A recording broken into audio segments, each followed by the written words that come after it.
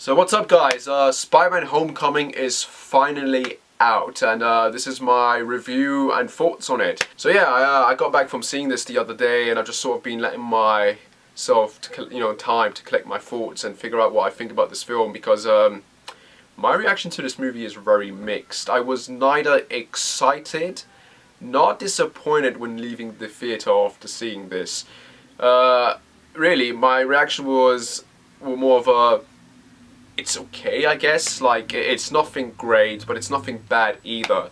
This is a Spider-Man movie for this generation.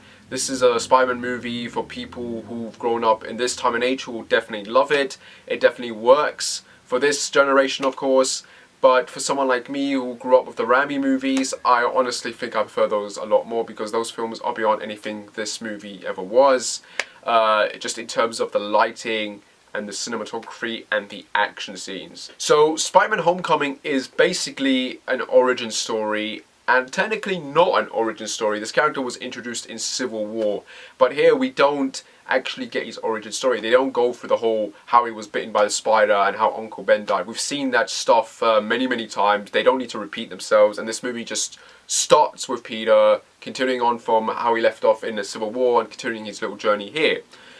This movie is very small scale. It doesn't have a big massive plot or end of the world type of thing going on. It's mostly Spider-Man as a street level hero battling sort of high-tech criminals and making a name for himself. This movie takes place in Queens most of the time instead of New York. We do go to other locations as well, like Washington DC and some other places, so it's very unique to see Spider-Man traveling to these different locales. We've always seen him just sort of swinging through skyscrapers, but here we're seeing him go through neighborhoods, going through little small areas trying to web sling and failing miserably at times because the Spider-Man we've seen is always high up in the sky. Here, it's Spider-Man starting out. This is a Peter Parker who is pretty much afraid of heights, I would say, and still hasn't gotten used to that level of spectacularness that Spider-Man is known for. In terms of tying it to the MCU, there's a lot of references which were great to see. I mean, this movie pretty much starts with the aftermath of the Battle of New York, and we get introduced to the villains and how they pretty much become who they become by using all this stolen alien tech and other stuff from like the Battle of Sokovia and Civil War and other stuff like that. So a lot of references like that there that tie in, especially with Tony's and Happy's appearances in this movie, and also references to Spider-Man's own world. We get little hints to other villains and other characters, so that's fun to see. You're one of those guys that loves those sort of Easter eggs. You're going to be picking these out and paying attention to what those are and loving it. So that for me was one of the most fun parts of the film, to be honest. But the very fact that this is a very small scale film set in Queens most of the time, in high school as well, because this is a Peter Parker we've never really seen live his life in high school. We've always got glimpses of it, but this movie sort of focuses a bit more on that. Not too much, but it is one of the main aspects, and the supporting characters and his relationship with his best friend Ned Leeds and his sort of love interest with Liz Allen and other characters is mostly a key sort of backbone element of this movie. So we get something different here, and this is one of the things that makes this movie stick out and separate itself from Raimi's trilogy and Mark Webb's duology. So this movie is definitely its own thing. The action sequences in this movie are fun, and they're very different. I mean, we see Spider-Man fighting in areas and doing things that we've never really seen him do, like fighting on a ferry, for example, trying to avoid not falling into the water, fighting on a plane, high up in the sky, in the air. I mean, those are all unique concepts and action sequences we've never gotten. But they never really top the awesomeness that was sort of the trade fight sequence from Spider-Man 2. Or like the Razorback sequence in the burning building in Spider-Man 1 with those visuals and the lighting and the cinematography. And we never really get that sort of brutal beatdown between Goblin and Spidey at the end of the first film. There's just something that those first films did, and this is probably nostalgia talking as well, but there's just something those films did right and that in grand and scope that this movie just sort of doesn't do. It feels very formulaic at times, and yet it doesn't. It definitely sets itself apart, and it definitely sets itself apart from most Marvel movies as well, considering that this is more of a focus of a kid character in high school trying to be a superhero instead of an adult trying to be a superhero. So this is definitely a more newer concept than what we've had with the previous Spider-Man films as well, because we've never really spent that time getting to know Peter as a kid. Tom Holland as Spider-Man in this movie is really, really good. He's probably definitely one of the best interpretations of Spider-Man got, and he's probably the most accurate, I would say, actually.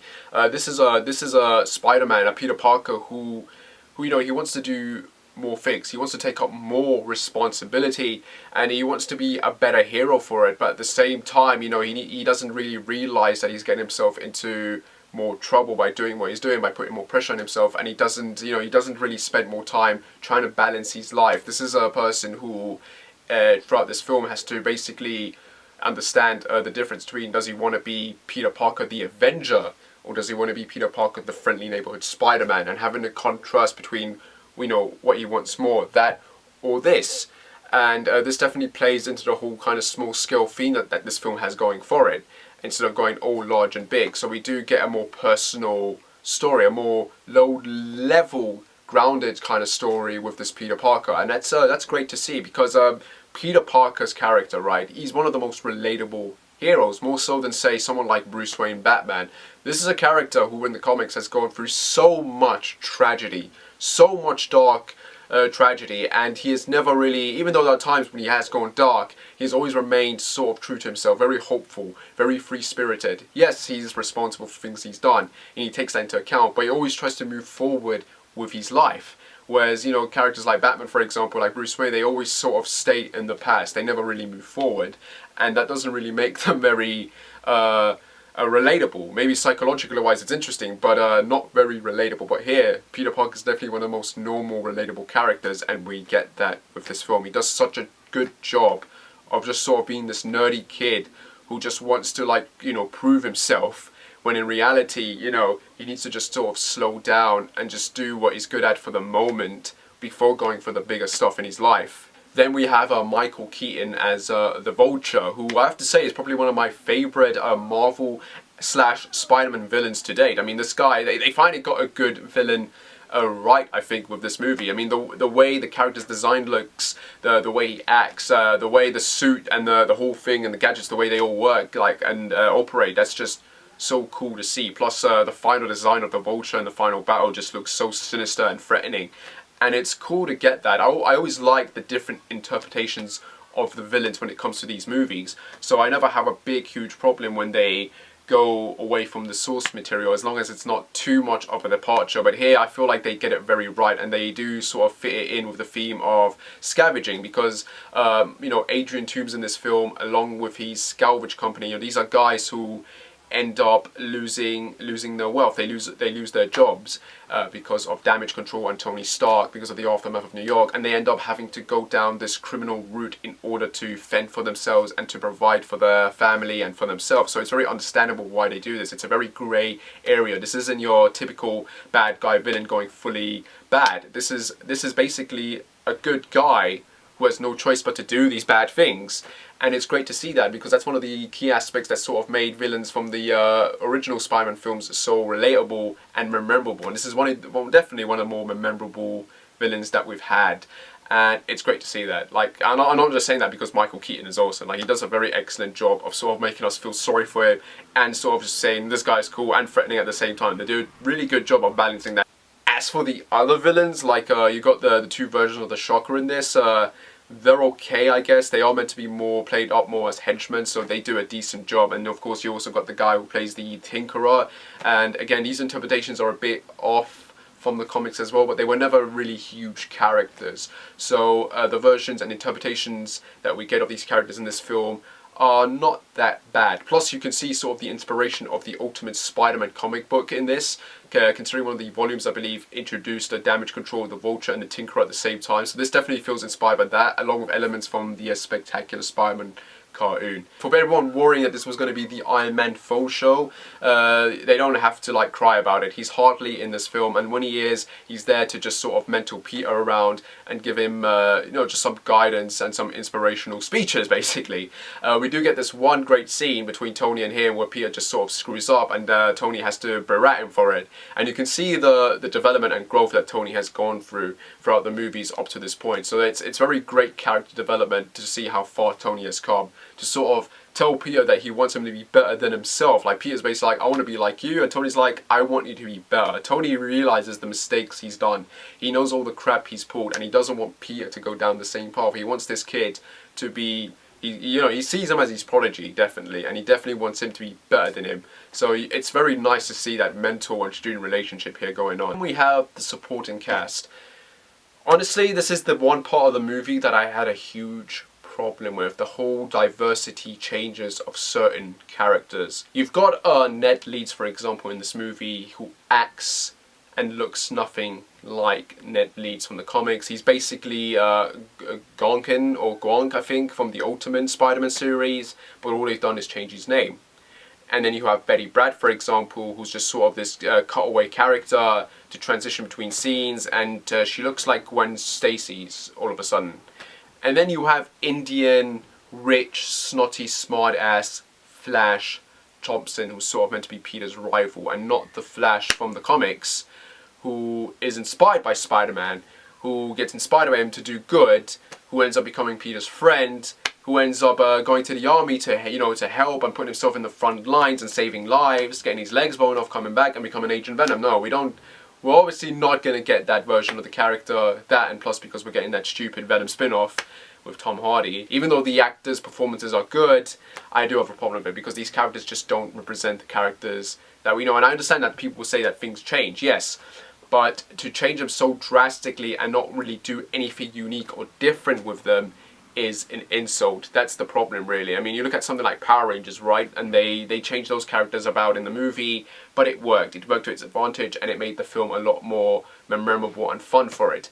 Here, it's not memorable or fun. It's just sort of there. Which then brings me to the character of Zaydana, I think.